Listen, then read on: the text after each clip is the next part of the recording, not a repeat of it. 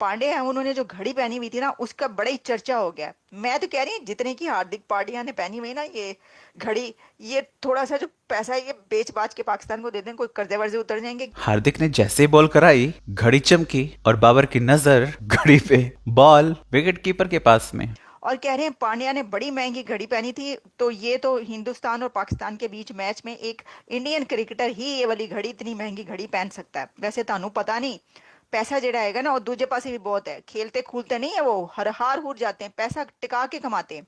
अच्छा लेकिन मैं आपको बताऊं इतना तो नहीं होगा जी। वो ये कह रहे हैं कि हार्दिक पांड्या की पहनी, हिंदुस्तान टाइम्स के मुताबिक हार्दिक पांड्या की जो पहनी हुई घड़ी थी वो बड़ी ही एक यूनिक घड़ी कही जाती है इसको।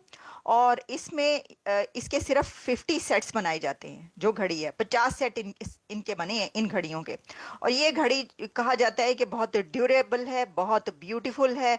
और इसकी इंजीनियरिंग का कमाल ये है कि इसे रोनाल्डो और राफेल नडाल और विराट कोहली ये भी पहनते हैं। यानी दुनिया के जो बड़े बड़े स्पोर्ट्समैन हैं जिनके मैंने आपको नाम बता दिए, रोनाल्डो से बड़ा कौन सा स्पोर्ट्समैन है, दुनिया का सबसे बड़ा जो स्पोर्ट्समैन है वो रोनाल्डो ही है।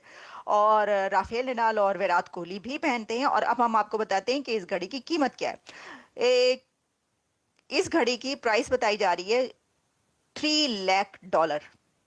$3 लाख है इस घड़ी की कीमत जो कि पांड्या ने पहन रखी थी। और पाकिस्तानी ये अमाउंट बनती है 8 करोड़ से ज्यादा। तो भाई इसमें तो कुछ कर्जे वर्जे भी उतर जाए भाई, जड़ी तुसी घड़ी पाई है। तो 8 करोड़ से ज्यादा की घड़ी जो है वो पांड्या ने पहनी हुई थी। अच्छा अब वो जाहिर है सड़ सुड़ के लोग ये कह रहे हैं कि भाई इतने शोशा की क्या जरूरत है, इतनी पहन के आने की क्या जरूरत थी, मतलब हद ही हो गई।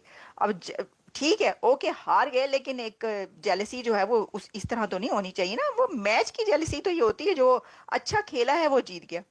बात यह है कि वो बहुत अच्छा खेले और वो जीत गए, जिसका चर्चा अभी तक है पूरी दुनिया में हो रहा है। मैं कह रही हूँ इस वक्त तो किंग विराट जो है वो छाया हुआ है। देखिए अच्छा अनुष्का ने क्या किया, उनकी जो वाइफ है हमारी बड़ी प्यारी है, हमें बड़ी पसंद है।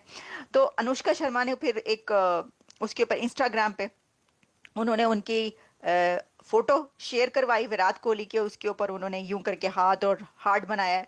और वो बड़ी खुश हैं क्योंकि देखिए विराट का ये कम बैक है। विराट रिटर्न्स, जिस तरह फिल्म थी ना मम्मी रिटर्न्स, तो इसी तरीके से Virat returns like mummy returns for Pakistanis, for Pakistan cricket team Virat returns like mummy returns. ये है सिचुएशन, ये हुई है।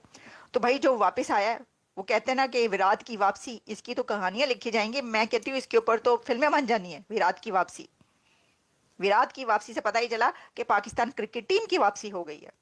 ना सिर्फ ये कि अपने घर वापसी हो गई, बल्कि घर के साथ साथ बिल्कुल ही चैंपियंस ट्रॉफी से भी वापसी हो गई है। तो बड़े ही शर्म की बात है। मैं तो कहती हूँ शर्म से चुल्लू भर पानी में डूब मरने का मुकाम है ये। लेकिन हम बढ़ते हैं आगे। अच्छा जी ये तो चल रहा है, अब बात जो है ना वो ये की जा रही है कि ये जो व्यूअरशिप टूटी अब, तो आगे क्या होना है। सर ये कह रहे हैं कि ये अब जो होने लगा है आगे, अभी इंडिया के मैचेस हैं, पाकिस्तान के मैचेस तो उसी वक्त होंगे कि अभी हो रहा है मैच, अभी ये बांग्लादेश वाला मैच हो रहा है, देखते हैं क्या होता है उसके अंदर। तो वो कह रहे हैं कि पाकिस्तान का मैच तो अब उसी वक्त होगा कि बांग्लादेश और इंडिया दोनों न्यूजीलैंड को हराएंगे। इंडिया तो चलो हरा ही रहेगा, तो बांग्लादेश कैसे हराएगा।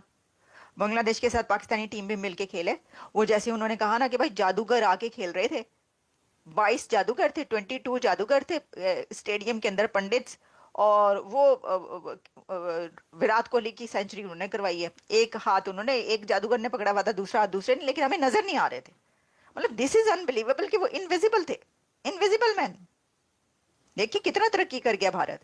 वो अब अंदाजा करें आप भारत की तरक्की का। अच्छा जी मैं देख रही थी, मैंने कहा भाई की का क्या बना है कि कुछ देखें जी, कहा यह जा रहा है। अब मैं आपको बताती हूँ पाकिस्तान में क्या हुआ, क्या ये क्यों हुआ है, क्यों हारे हैं। मेरे नजदीक तो इसलिए हारे हैं कि इंतहाई निकम्मी टीम है, हार गई, जैसा खेला वैसी हार गई। लेकिन कह रहे हैं कि बदतरीन कारकर्दगी टीम, पीसीबी हुकाम, इंतजामिया और सिलेक्टर्स की जिद और अना की भेंट चढ़ गई है। ये पूरा एक फीचर है, अब्दुल माजिद भट्टी जियो में इन्होंने लिखा है। ये स्पोर्ट्स को करते हैं, बड़े अच्छी रिपोर्टिंग करते हैं। इनका ये कहना है कि ये जो इतनी गंदी कारकर्दगी पाकिस्तान की टीम ने दिखाई है, तो इसके अंदर जो सिलेक्टर्स हैं, जो एडमिनिस्ट्रेशन है, और जितने भी पीसीबी के अथॉरिटीज हैं, उनकी जिद, उनकी ईगो, उसकी भेंट ये टीम चढ़ी है। यानी आप ये कह रहे हैं कि खिलाड़ियों ने गंदा खेला तो कोई बात नहीं, वो गंदा ऐसे ही नहीं खेला, वो पीछे वालों ने जिद की थी इसलिए गंदा खेल लिया, ये क्या बात हुई? अच्छा आगे चलिए, आगे कर लेते हैं। वो कह रहे हैं जी 2023 में बाबर आजम की जगह शाहीन आफरीदी कैप्टन बने थे।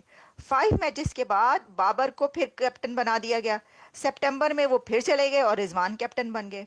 ऑस्ट्रेलिया, जनूबी अफ्रीका और जिम्बाब्वे से सीरीज जीते, मगर टीम में जो एक होती है ना कंसिस्टेंसी, ठीक है, वो जो बंदा कहता है कि चले चल रहा है कुछ तो चलता ही रहे, प्रोफेशनलिज्म, ना कंसिस्टेंसी है ना प्रोफेशनलिज्म है, कुछ भी नजर नहीं आया।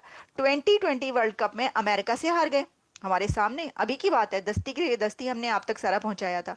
हर टीम के साथ 2 स्पिनर्स, सिलेक्टर्स ने अबरार के साथ 2 स्पिनर्स को शामिल ना किया।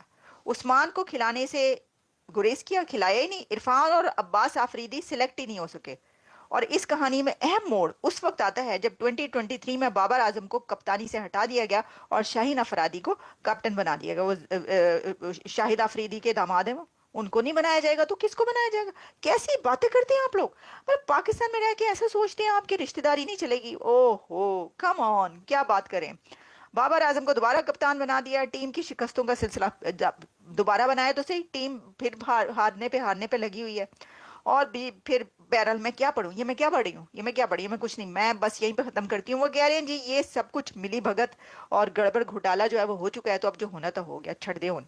भाई ये भिखमंगे कभी नहीं सुधरेंगे यार। अब हार्दिक पांड्या के हाथ में 7 करोड़ की घड़ी देखकर इन सब के मुंह में पानी आ रहा है और कह रहे हैं कि भाई वो 7 करोड़ की घड़ी पहनकर घूम रहा है, भाई उसको बेच के हमें पैसे दे दो यार, हम अपना कर्ज उतार देंगे। यार तुमको हमेशा हर जगह केवल एक ही चीज नजर आती है क्या कि जहां देखो कटोरा लेकर पहुंच जाओ भीख मांगने के लिए? तुम्हारा जो प्रधानमंत्री है वो भी कटोरा लेकर दूसरे देशों में भीख मांगने जाता है। सोचो इनके जो बिरादर मुल्क है ना, उन्होंने बुलाना बंद कर दिया इस चक्कर में कि भाई अभी हम बुलाएंगे और अभी हमसे भीख मांग लेगा। समझ रहे हैं, ये तो इनके हालात हो रखे हैं। अब जहां हार्दिक पांड्या की घड़ी देखी, कल के मैच में जो बाबर आजम है ना अच्छे शॉट लगा रहा था भाई, लेकिन कहीं ऐसा तो नहीं उसकी नजर अचानक से हार्दिक पांड्या की घड़ी पे चली गई हो और वो शॉट गलत खेल गया? ये हो सकता है भाई, हो सकता है, क्योंकि हार्दिक ने जैसे बॉल कराई घड़ी चमकी और बाबर की नजर घड़ी पे, बॉल विकेट कीपर के पास में। समझ रहे हैं, क्या कर सकते हैं, इनका कुछ भी